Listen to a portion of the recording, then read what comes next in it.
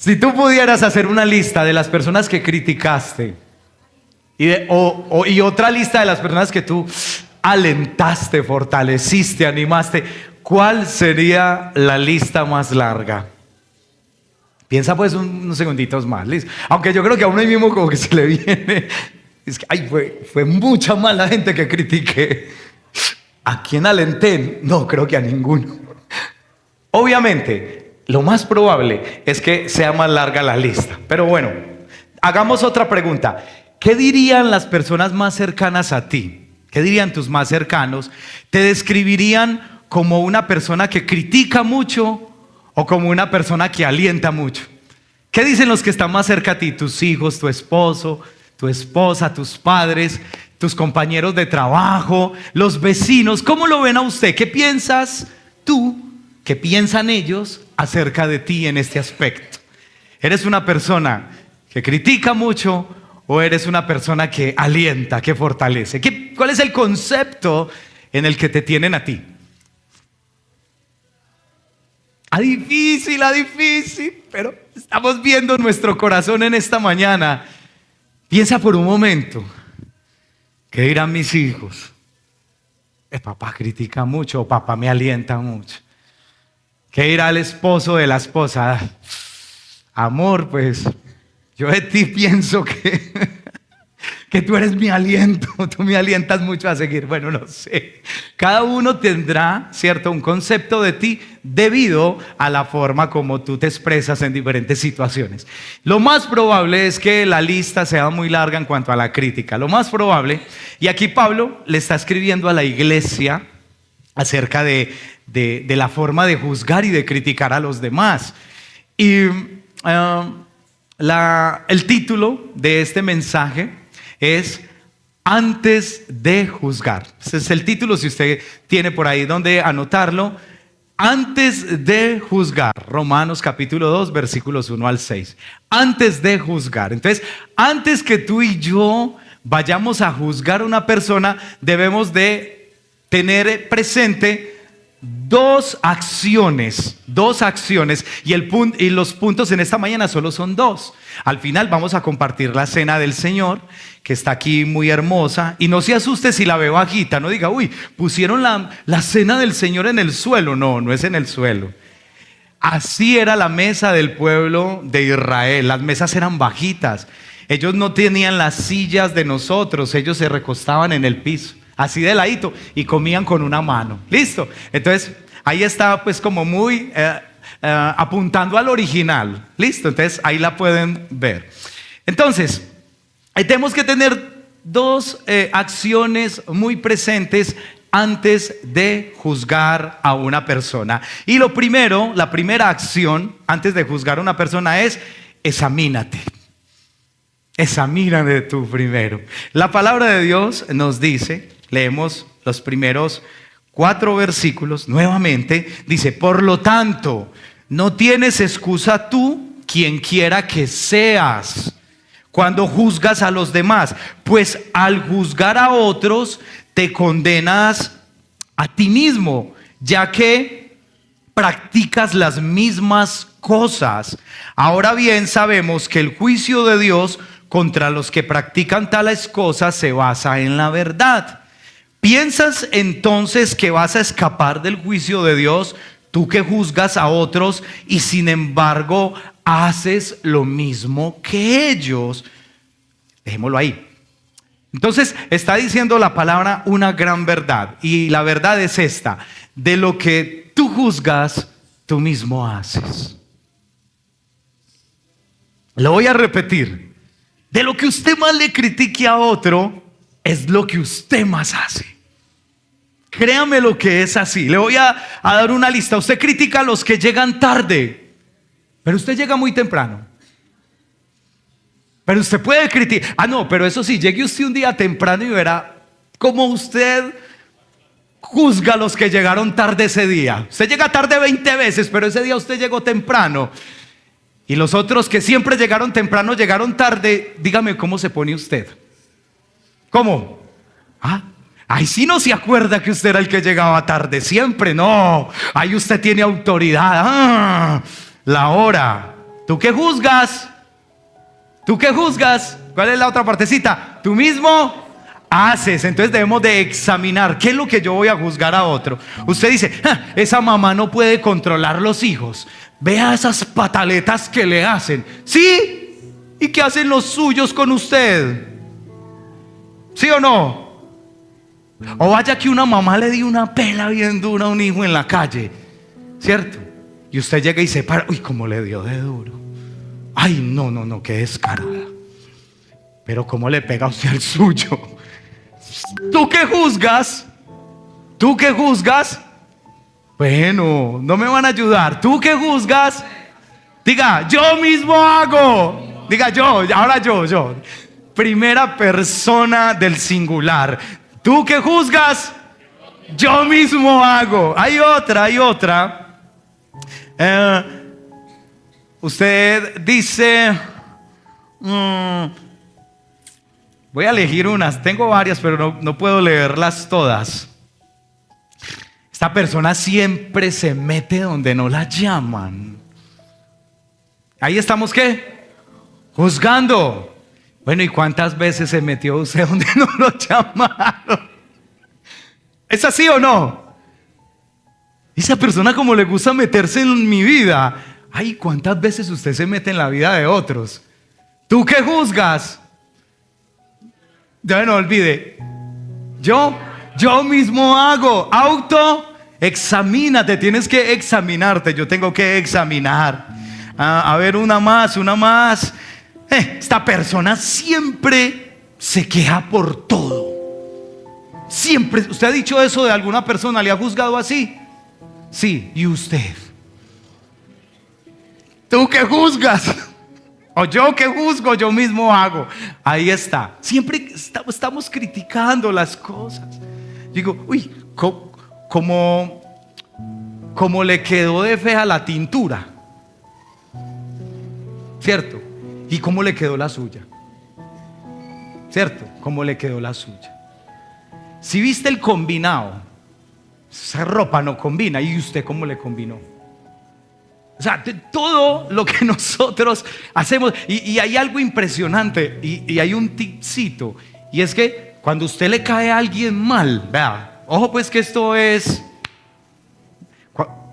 ¿Usted tiene gente que le cae mal? No, nadie tiene gente aquí que como que le da dificultad a amarlo, como que, hay gente difícil de amar, no, hay gente muy difícil de amar.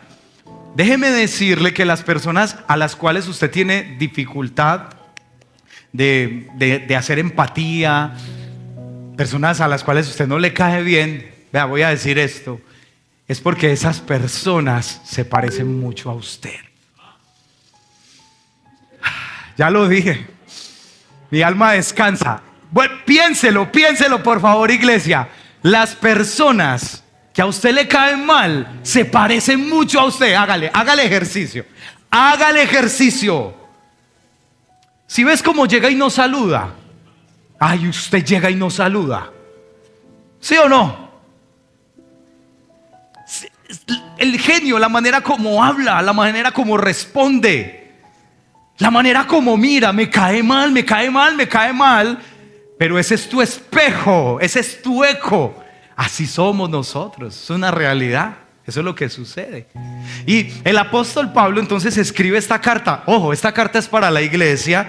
Y él empieza a hablar de las malas acciones del mundo, de los pecados, de todo lo que Dios va a juzgar y condenar. Y cuando ellos leen la lista, ¿sabe qué hacían los muy ¿cómo decir la palabra? Los muy santos de la iglesia de Roma? Cuando leían la lista de los pecados de los demás, ellos decían, ay sí, ay, es que esa gente, así está el mundo, corruptos, el mundo está hecho un caos, hay maldad por todo lado. Cuando llega luego el apóstol Pablo, eso fue en el capítulo 1, y en el capítulo 2 los coge el apóstol Pablo y dice, y usted que está juzgando tanto y que está dentro de la iglesia, usted está siendo igualito que los de afuera. Si nos hicieran una encuesta ahora, mire la dificultad que tenemos nosotros para examinarnos. Si nos hicieran la encuesta de Romanos 1:28, que es donde Pablo da una lista de cosas que uno juzga mucho, dígame si usted está dentro de esa lista o a usted le cuesta decir, no, yo no estoy en esa lista. Y ahí les voy con la lista. Romanos capítulo 1, puede devolverse un versículo. Capítulo 1, versículos 29 al 30. Entonces Pablo les está dando la lista y les dice: se han llenado de toda maldad, perversidad, avaricia, depravación, están repletos de envidia. ¿Dónde hay más? Ayúdenme a leer. Homicidios, disensiones, son como pleitos, engaño, ¿qué más? Malicia, son maliciosos, insolentes, soberbios, arrogantes, se ingenian maldades, son desobedientes a los padres. Dice, son insensatos, desleales, o sea, infidelidad, despiadados. Y ya dice, y saben bien que según el justo decreto de Dios, quienes practican tales cosas merecen la muerte. Sin embargo, no solo siguen practicándolas, sino que incluso aprueban a quienes las practican. Hermano, dígalo usted si usted está dentro de esa lista.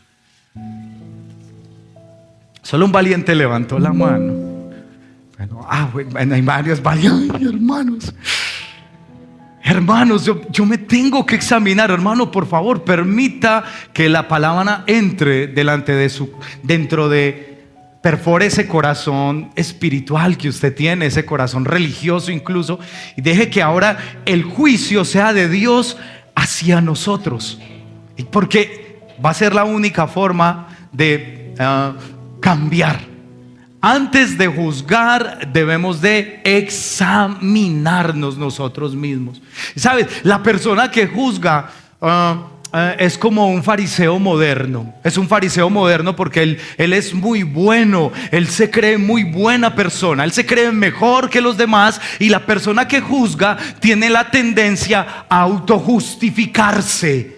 El que juzga a otros autojustifica sus acciones, tiene tolerancia para sus debilidades, pero tiene mucho juicio y tiene mucha crítica ante las debilidades del otro. La persona que a sí mismo se considera buena ve en los otros los defectos muy grandes, pero los suyos se los ve pequeños. Cierto que sí, lo de los demás es más grande, pero lo mío, yo no tomo, soy buena madre, yo ayudo a mis papás, yo me entro temprano a la casa, yo no fumo. Bueno, hay una cantidad de comportamientos de buena moral, pero hay unos en el corazón que no queremos ver.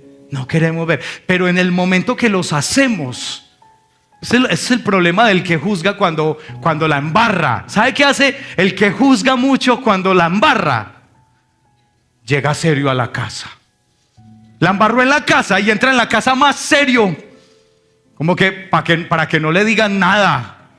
Entonces él llega muy serio a la casa, llega muy serio al lugar, como que al hacerme el serio nadie me puede decir nada, que nadie me diga nada, porque los malos son los otros, no soy yo.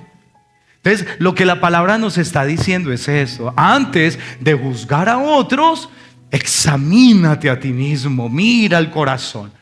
Ahora, vamos a leer un versículo que tiene que ver con el juzgar a los demás y está en Mateo capítulo 7. Este es el Señor Jesús hablando de los juicios. Mateo capítulo 7.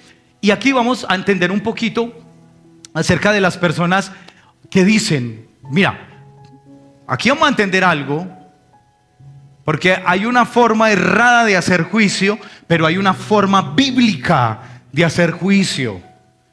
No podemos malinterpretar este texto. Y escucha, este texto lo malinterpretamos mucho los cristianos.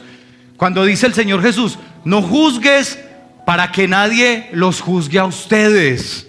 Entonces nosotros tomamos esa palabra, no se meta conmigo y yo no me meto con usted. Ahí lo dice la Biblia, yo no lo juzgo a usted, yo no me meto en su vida y usted no se meta en la mía, por favor. Y resulta que eso no es lo que quiere decir el texto. No es lo que quiere decir el texto. Sigamos avanzando, versículo 2. Porque tal como juzguen, se les juzgará. Y con la medida que midan a otros, se les medirá también a ustedes. Versículo 3. ¿Por qué te fijas en la astilla que tiene tu hermano en el ojo y no le das importancia a la viga que está en el tuyo? El Señor Jesús está hablando de esto. No, el juicio malo es aquel juicio que yo censuro en otro, aquel comportamiento que yo descalifico en otro, pero que yo lo quiero seguir practicando. El juicio con hipocresía no es un juicio correcto de Dios, pero hay un juicio de aquella persona que se ha limpiado, que se ha examinado, que ha permitido que Dios trabaje en su vida. Esa persona sí le va a decir al otro que hay algo mal, porque todos necesitamos de algún modo ser confrontados. Todos necesitamos que otra persona nos diga las cosas que no estamos haciendo bien. Pero es necesario primero vernos nosotros mismos. Hay un versículo paralelo que nos va a ayudar un poquito y está en Juan capítulo 7, versículo 24. Y eso nos va a dar un poquito más de claridad en cuanto a la forma como debemos de juzgar. Juan capítulo 7, versículo 24. No juzgues. Léalo por favor, iglesia. Duro, léalo duro. No juzgues. Juzga con justicia. O sea, no juzgues a la carrera. Conoce bien. Entonces, si la palabra aquí nos está diciendo juzguen, pero no por apariencias, juzguen con conocimiento, juzguen con evidencia. Entonces, mira que el Señor nos dice, juzguen. Hagan uso del discernimiento, hagan uso de la palabra. Y yo puedo mirar un comportamiento en otro que no está bien, y como buen hermano me le voy a acercar y le voy a decir: hermano, tu comportamiento no está bien. Tu comportamiento está causando conflicto en la familia, en la iglesia, afuera. Mira, y ya el hermano debe de ser humilde y reconocer que hay un mal comportamiento. Obviamente la persona que está diciendo tiene que tener autoridad para decir esas cosas, porque cuando usted le recrimina un comportamiento a otro y usted también lo hace, el otro le va a decir: y usted a mí no me diga nada porque usted hace lo mismo. Y eso se da entre parejas, ¿sí lo ve? Cuando el esposo le dice algo a la esposa y la esposa dice: usted no tiene derecho a decirme esto a mí. Claro que eso es orgullo. De cierto modo eso es orgullo. Sí, porque no queremos aceptar la corrección de otro. Usted no me diga nada, ¿qué viene usted a decirme? Y entonces todos tenemos el argumento para autojustificarnos y no permitimos que nuestro corazón sea examinado y sea transformado. Por eso entonces lo primero que debemos de hacer es esto. Autoexaminarnos antes de mirar la maldad del otro. Lo segundo que debemos de hacer antes de juzgar es arrepentirnos. El primero es ¿cuál? Examínate. Y el segundo, arrepiente. Aquí esta parte no gusta mucho. Aquí no gusta. Que se arrepientan los otros. El pecado de ese otro sí es malo. ¿Yo de qué tengo que arrepentirme? Es que esto no está mal en mi vida. Que se arrepientan los demás. Pero la palabra dice que nos arrepintamos. Y mira cómo lo dice el apóstol Pablo. Leamos el versículo 4. ¿No ves que desprecias las riquezas de la bondad de Dios, de su tolerancia y de su paciencia, al no reconocer que su bondad quiere llevarte al arrepentimiento? Pero por tu obstinación y por tu corazón empedernido, sigues acumulando castigo contra ti mismo para el día de la ira, cuando Dios revelará su justo juicio, porque Dios pagará a cada uno según lo que haya hecho. Escucha, aquí hay una parte muy importante, muy importante. La persona que se acostumbra a juzgar el pecado de otro no ve su pecado. Y no ve su pecado que tiene muy guardado, muy oculto en el corazón. Pero el hecho de que nadie lo vea y que tú no lo quieras ver no significa que Dios no lo ha visto. Y Dios lo que está haciendo al dar tiempo, al no permitir que se enteren de lo que está pasando, al que no te sucedan consecuencias por esa doble vida o eso que tienes ahí oculto, lo que Dios está haciendo es dando tiempo para el arrepentimiento antes de que Dios saque a la luz lo que está guardado en el corazón. Como lo dice el apóstol Pablo, leamos el versículo 16. Va a llegar un momento, y este texto a mí me pone a temblar, hermano, y yo creo que lo tiene que poner a temblar a usted también. Primero me pone a temblar a mí. No le estoy diciendo tiemble usted y yo no, tiemblo yo primero con este texto y luego tiembla usted. Así sucederá en el día en que por medio de Jesucristo Dios, leámoslo todos, Dios juzgará los secretos de toda persona, como lo declara mi evangelio. Ay, Padre mío, dígame si no es un texto como para uno examinarse antes de juzgar a otro y yo mirar mis secretos. ¿Cuál es la vida secreta que yo tengo como esposo, como padre, como trabajador, como hijo de Dios? ¿Qué es lo que yo estoy guardando aquí? Que si Dios no ha traído juicio todavía es porque es misericordioso y me está dando tiempo de sacarlo, de confesarlo, de abandonarlo, de arrepentirme antes de que llegue el momento donde Dios, que sí tiene un justo juicio, saque a la luz y te diga: mira, yo siempre vi esto en tu corazón, siempre lo vi, ahí lo tuviste conservado, te aferrabas a eso porque era algo muy privado de ti. Y yo te llamaba a que lo sacaras y tú no lo querías sacar, no lo querías reconocer. Quisiste conservar tu pecado interior, pero también querías conservar tu reputación de bueno delante de los demás. Ahí está, y es que una persona que tiene una doble moral, un moralista, es una persona que expresa mucha moral por fuera, pero por dentro no cumple con esa moral que dice. Y Dios está diciendo: ¿quieres conservar tu reputación de mujer buena, de hombre bueno? Y también quieres conservar ese pecado que hay ahí. No, el Señor dice: arrepiéntete. Su llamado al arrepentimiento también. Por eso, qué fácil es ver las faltas de otros, qué difícil es ver las de nosotros. Pero sabes que hay algo que cuando nadie me confronta, porque parece que él no tiene maldad, parece perfecto, parece que es un querubín en la tierra, un querubín encarnado, no tiene maldad, es puro, es muy pura, no tiene ningún pecado.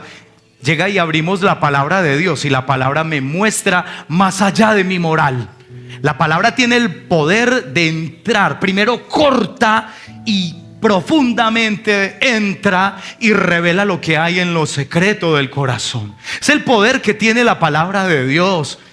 Me ofende, me muestra qué es lo que hay en mí y yo debo de responder a ella, o con resistencia, como le sucedía a los hombres que dice Pablo. Dice: tú por tu dureza y por tu corazón no arrepentido atesoras ira para el día de la ira. O sea, yo he querido cambiar esa situación que hay guardada en tu interior, pero tú te has endurecido delante de mí. Mientras más te digo que sueltes eso, más te aferras. Tu corazón cada vez se hace más duro y es una realidad. Escucha, cuando la palabra de Dios nos habla y descubre nuestros secretos y nuestros pecados, nuestro corazón empieza a ablandarse un poco y se pone sensible para confesar delante de Dios el pecado y pedir perdón. Pero cuando hay esos momentos donde Dios llama al arrepentimiento y nosotros nos resistimos y nos hacemos los que no es con nosotros, es con otros, ese sermón es para otro. Algunos moralistas en medio de nosotros están diciendo: ese sermón no es para mí. Algunos en esta mañana pueden estar así: ese sermón no es para mí, porque a bueno soy yo, a buen cristiano soy yo. Eso no es para mí, eso es para otra persona, o era para mi esposo que no vino. Pero es para ti. Pablo está utilizando la primera persona del singular. Tú quien quiera que seas, dice Pablo, tú quien quiera que seas. No importa el nivel espiritual que tengas ni la buena reputación, tú. Pero cuando uno no escucha, el corazón forma una capa muy dura. Y Dios habla y el corazón no responde, rebota. Pero cuando la persona reconoce delante de Dios, que en esa lista, Señor, yo tengo mi guardado, yo tengo mi vida secreta, y antes de que tú la reveles, antes de que yo sea descubierto, te pido perdón y te pido ayuda para cambiar. Y voy a dejar mi crítica. Mira, mientras más critiques, más pecados hay en tu corazón.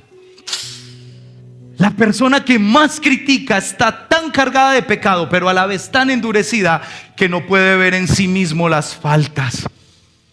Solo las puede ver en otro. Y hoy examinémonos antes de juzgar, arrepintámonos antes de juzgar. Es el llamado del Señor en esta mañana. Mira, esto es la palabra corta, pero corta para sanar. ¿Sabías eso, que hay cortes que sanan? Hay cortes que hieren y que enferman, sí, pero hay unos cortes que sanan, ¿no? Cuando el cirujano te va a operar, te tiene que hacer un corte y eso te produce un dolor, pero va a sacar lo malo que hay en el interior, y es necesario un corte que duele, que necesita un proceso de sanidad. Así es la palabra. Y si en esta mañana tú dices: uy, Señor, estoy sintiendo un corte, estás viendo que por fuera yo critico la inmoralidad, pero no estoy viendo la mía. Critico la infidelidad, pero veo pornografía en las noches. Cuando mi esposa está dormida, cuando mis hijos están dormidos, veo pornografía. Critico que Petro es un ladrón y que la política, este país está lleno de corrupción, pero en la empresa evado impuestos, robo. Critico. Y Dios está diciendo: mírate, examínate tú mismo, porque quien quiera que seas, no importa, no puedes escapar del juicio de Dios. Hay dos tipos de personas en Romanos 1. Hay un tipo de persona en Romanos 1 y un tipo de persona en Romanos 2 que quieren evadir el juicio de Dios. Las personas de Romanos 1 dicen: ay, yo no sabía que Dios existía. Ay, yo no conocía la palabra de Dios, por eso hacía lo que hacía. Lo dice la Biblia. Por lo tanto, tú no tienes excusa, dice Romanos capítulo 1, creo que en el versículo 26. Tú no tienes excusa, porque Dios se ha revelado a través de la creación. Pero en el segundo capítulo hay otro tipo de personas, y son las personas que se excusan al creerse buenas y al compararse con otras personas que según esta persona considera que son más malas que él. Entonces, una forma de evadir el juicio de Dios es ver a otra persona peor que yo, y eso nos hace sentir como mucho mejor, como de mejor espiritualidad, como de mejor conducta, como de mejor moral. Porque si yo me paro al lado de un violador, si yo me paro al lado de un ladrón, entonces quedo como una persona súper intachable. Pero resulta que el Señor no permite que nos comparemos con otros, sino que Él nos compara con Jesús a través de su palabra. El Señor nos va a comparar con su Hijo Jesucristo, y ahí tenemos todas las de perder. Por eso nadie se puede autojustificar señalando el comportamiento del otro. No, que sea mi esposo el que vaya a la iglesia, yo no tengo que ir. Que sean mis hijos los que se entreguen al evangelio, porque el evangelio es para ladrones, prostitutas, borrachos, drogadictos. Para ellos fue que murió Cristo. Pero no, eso es una autojustificación, porque Jesús también vino por personas que se creían muy buenas. Jesús murió por ellos también, por el que se cree que no está enfermo. Los fariseos del tiempo de Jesús no se arrepentían porque se creían muy buenos. Y hay una historia de un fariseo que oraba delante de Dios y decía: Señor, gracias, porque yo no soy como ese cobrador de impuestos. Yo, Señor, de todo lo que gano doy para el templo. Señor, yo no soy adúltero. Señor, yo no miento. Y estaba hablando de todas sus virtudes delante de Dios. Pero este otro humildemente examinaba su corazón. Este otro no estaba juzgando al fariseo, sino que se estaba examinando. Y cuando se examinó, él dijo: Señor, ten misericordia de mí, yo soy un hombre pecador. Y el Señor Jesús luego pregunta a la audiencia: ¿cuál de estos dos hombres se fue perdonado por Dios? Y todos tuvieron que decir el cobrador de impuestos. ¿Sabe por qué? Porque antes de juzgar se examinó y se arrepintió. El que dice yo soy muy bueno.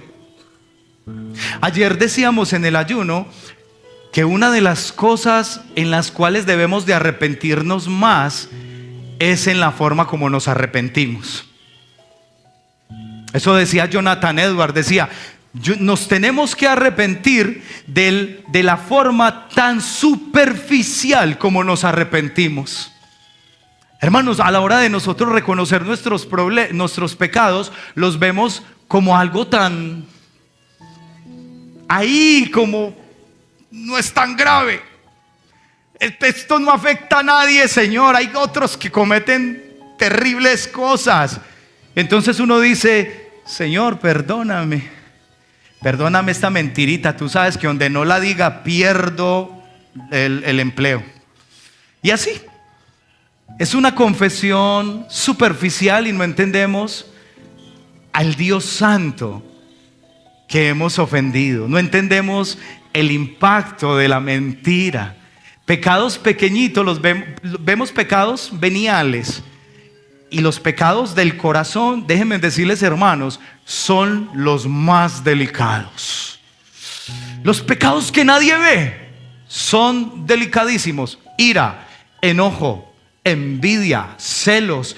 Esto que está aquí, resentimientos, orgullo, maquinaciones, malicias, eso que está aquí en el corazón, malos deseos, son cosas terribles que nadie ve, pero Dios sí las ve. Entonces yo creo, hermanos, que antes de empezar a mirar el comportamiento del hijo, del papá, de la esposa, mirémonos nosotros. Antes de juzgar, examinémonos. Salmo 139 decía el rey David: examíname, oh Dios, y mira si en mí hay camino de maldad. Examíname a mí, Señor, por favor, porque yo sé que en mi corazón hay un tesoro malo que no quiero tener más delante de mí. Pablo dijo: tú por tu dureza y por tu corazón no arrepentido estás atesorando ira. Mira la otra consecuencia de no arrepentirse: que los pecados suman. Y que la acumulación de pecados no arrepentidos hace que el juicio del Señor sea muy fuerte, sea muy severo. Por eso decirle: Señor, yo no voy a ahorrar pecado, ahorraré plata tal vez, ¿cierto? Voy a ahorrar la comida de la quincena, voy a administrar bien, pero Señor, yo no voy a guardar pecados. Los pecados no son para guardarlos, los pecados son para presentárselos al Señor, para pedir que el Cordero con su sangre limpie nuestro corazón en esta mañana. Así que, hermanos, hablando de ese tema de no juzgar y del arrepentimiento, hermanos, hoy vamos a tener el tiempo para tomar la cena del Señor. Cuando leemos la primera carta a los Corintios, en el capítulo 11, dice la palabra de Dios: al darles las siguientes instrucciones, no puedo elogiarlos, ya que sus reuniones traen más perjuicio que beneficio. En primer lugar, oigo decir que cuando se reúnen como iglesia hay divisiones entre ustedes. Y hasta cierto punto lo creo. Sin duda, tienen que haber grupos sectarios entre ustedes para que se demuestre quienes cuentan con la aprobación de Dios. De hecho, cuando se reúnen, ya no es para comer la cena del Señor, porque cada uno se adelanta a comer su propia cena, de manera que unos se quedan con hambre, mientras que otros se emborrachan. ¿Acaso no tienen casas donde comer y beber? ¿O es que menosprecian la iglesia de Dios y quieren avergonzar a los que no tienen nada? ¿Qué les diré? ¿Voy a elogiarlos por eso? Claro que no. Yo recibí del Señor lo mismo que les transmití a ustedes, que el Señor Jesús, la noche en que fue traicionado, tomó pan y después de dar gracias lo partió y dijo: este pan es mi cuerpo que por ustedes entrego. Hagan esto en memoria de mí. Y de la misma manera, después de cenar, tomó la copa y dijo: esta copa es el nuevo pacto en mi sangre. Hagan esto cada vez que la beban, beban de ella en memoria de mí. Porque cada vez que comen de este pan y beben de esta copa, proclaman la muerte del Señor hasta que Él venga. Versículo 27, este texto nos manda a hacer lo que hemos compartido en esta mañana, a examinarnos, a buscar en el corazón que hay allí. Dice: por lo tanto, cualquiera que coma del pan o beba de la copa del Señor de manera indigna, será culpable de pecar contra el cuerpo y la sangre del Señor. Así que cada uno debe, ¿qué? Examinarse. Cada uno. Y a veces, hermanos, en los momentos de la cena, toda la semana en pecado, toda la semana sin confesar una falta, sin reconciliarse con la esposa, sin pedirle perdón a los que se ofendieron. Quizás durante la semana se frecuentaron lugares de maldad, de pecado. Las conversaciones no fueron santas ni agradables. Hubo maldad, hubo chisme, hubo crítica, hubo juicio a otros. Y en el momento de la cena, como el corazón está tan duro y tan endurecido que ya no puede ver la maldad, llegamos y la tomamos. Y después a los días: pastor, estoy muy enfermo. Estoy muy enferma. No quiere decir que eso sea porque la tomaste, sino que la Biblia nos está diciendo que eso es muy delicado, porque dice: así que cada uno debe examinarse a sí mismo antes de comer el pan y beber la copa, porque el que come y bebe sin discernir el cuerpo, come y bebe su propia condena. Mira lo delicado que es la cena del Señor, cómo debemos tener una vida santa. Yo a veces ni anuncio, ya no quiero anunciar la cena del Señor, porque algunos, los que no quieren ponerse a cuentas con Dios, prefieren no venir ese día al culto. Ese día hay cena, mejor no voy. Y atesoran el pecado una semana más, un mes más, un año más. Pero eso sí, se ven buenos y por fuera criticando a todo el mundo. Mientras que la cena es el espacio, es la mesa del Señor para acudir a Él pidiendo gracia y oportuno socorro, para pedir a Dios misericordia por la maldad de nuestro corazón y salir limpios y reconciliados delante de Él, porque somos el pueblo santo del Señor. Entonces dice: cada uno, si no discierne el cuerpo de Cristo, bebe su propia condena. Versículo 30, lo que venía diciéndole: por eso hay entre ustedes muchos débiles y muchos enfermos, e incluso varios han muerto. La verdad, no he visto al primero que, en mi tiempo de pastor, no he visto al primero que se coma el pan y beba el vino en pecado o con un arrepentimiento superficial que Dios ve. Este no se arrepintió verdaderamente. Ahorita sale a lo mismo. Ahorita sale y llama al amante. Ahorita sale a pelear y a las mismas cosas. Dios ve eso, porque Dios ve los secretos del corazón. Y yo no he visto, hermano, y yo espero no ver eso, Dios mío. Pero sería algo que traería un temor tan grande delante de nosotros, ver cómo Dios, el que tiene un juicio verdadero, está mirando siempre nuestro corazón en todo momento. ¿Qué hay aquí dentro del corazón hoy? Esta palabra es para eso. Esta palabra no es para que usted salga con el mismo pecado, con el mismo secreto, con la misma maldad. Usted no puede salir hoy de este lugar así. Le pido al Espíritu Santo que hable a su corazón y que usted pida ayuda hoy al Señor. Que usted pida ayuda hoy al Señor, y el Señor hoy mismo te va a perdonar. Es la oración que Dios contesta más inmediatamente. Y la palabra nos está hablando a todos, desde el primero que vino hoy a la iglesia hasta el que lleva mucho tiempo. Porque siempre hay algo que se nos queda ahí como camuflado, hermanos, ¿no les parece? Hay algo que el pecado tiene una habilidad de camuflarse, de esconderse. Pero no se puede esconder de Dios. Los ojos de Dios tienen la capacidad de observar el corazón del hombre. Mi corazón primeramente. Mi corazón es el primero en ser analizado y arrepentido que estoy compartiendo esta palabra delante de ustedes. Termina el versículo diciendo, versículo 31, si nos examináramos a nosotros mismos, no se nos juzgaría. Escucha, donde hay arrepentimiento ya no hay juicio. Ya no hay juicio.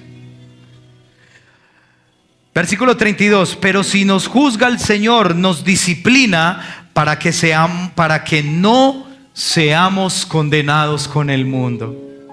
Así que, hermanos míos, cuando se reúnan para comer, espérense unos a otros. Si alguno tiene hambre, que coma en su casa, para que las reuniones de ustedes no resulten dignas de condenación. Los demás asuntos los arreglaré cuando los visite. Ponte sobre tus pies y reflexionemos sobre esta palabra antes de tomar la cena del Señor. ¿Qué nivel de dureza tiene tu corazón? ¿Cómo está tu lista de crítica? ¿Pudiste hoy escuchar la voz del Espíritu Santo y viste que lo que criticabas en otros estaba en ti? Que tu moral no era tan elevada y que tu santidad tampoco. Ahora en tu corazón hay reconocimiento y puedes pedir a Dios perdón. Hoy puedes permitir con humildad que la palabra confronte tu vida. Y quizás un hermano que ya haya pasado por lo mismo, podrías escuchar a un hermano que con amor se te acerca y te habla y te dice: ese comportamiento no te bendice, no está bien cómo hablaste, no está bien tu reacción, no está bien lo que piensas hacer, hermano mío. Es un juicio correcto. ¿Podrías recibirlo con amor, la corrección? ¿O eres del que corrige a todo mundo, pero nadie te puede decir nada? Ni siquiera Dios, ni siquiera Dios. Señor, ayúdanos a vernos de un modo diferente. ¿Eres tú de los que mira más la viga, la paja del otro que la viga que hay en ti? ¿Eres tú de esos que tienen la capacidad de ver la pajita del otro, pero la viga que hay en ti no la ves? ¿Te hace sentir mejor compararte con otros y minimizar tu pecado? ¿Te hace sentir bien eso? ¿Te hace sentir espiritual? Espero que en esta mañana entiendas que tú no puedes cambiarte, que solo Jesús te puede cambiar en esta mañana, y que no esperes a tocar fondo para decir: siempre necesité ayuda de Dios, pero me creía muy bueno, creía que podía manejar esto, y hoy te necesito, Señor. Necesito que me ayudes, corrígeme, háblame, Señor.